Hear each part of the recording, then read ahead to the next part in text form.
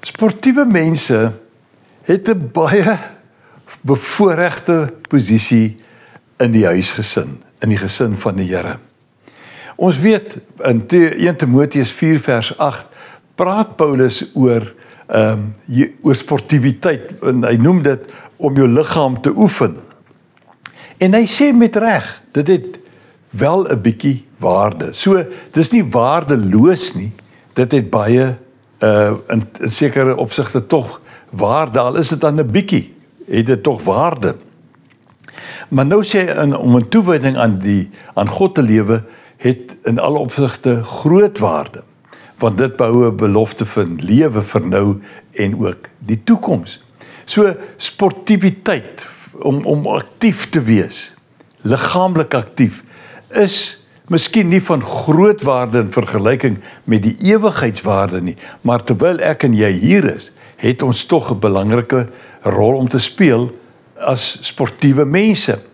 In 'n baie interessante voorval word daar gepraat in Johannes 20 vers 4 van die twee, dit is Johannes en Petrus, wat gehardloop het.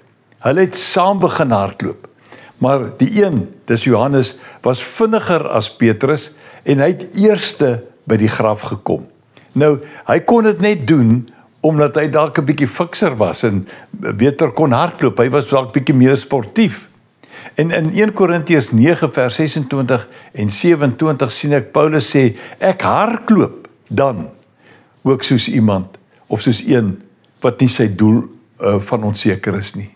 Ek slaan soos 'n bokser, wat nie in die lug slaan nie. Maar ek oefen my liggaam en bring dit onder beheer, sodat ek nie ander tot die stryd oproep en self nie kwalifiseer nie. Om hierdie stryd waarvan hy praat saam te vat, gaan hy in 2 Timoteus 4 vers 7 so daarmee te werk. Hy sê, ek het die goeie wedloop afgelê. Ek het die wenstreep bereik.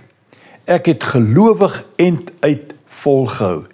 'n Sportiewe persoon het 'n belangrike funksie om te verrig.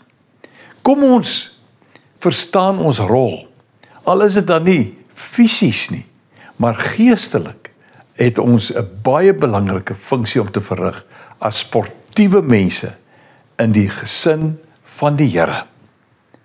En kom ons wees trots op die voorreg en ons doen dit met groot oortuiging tot sy eer. Loop mooi.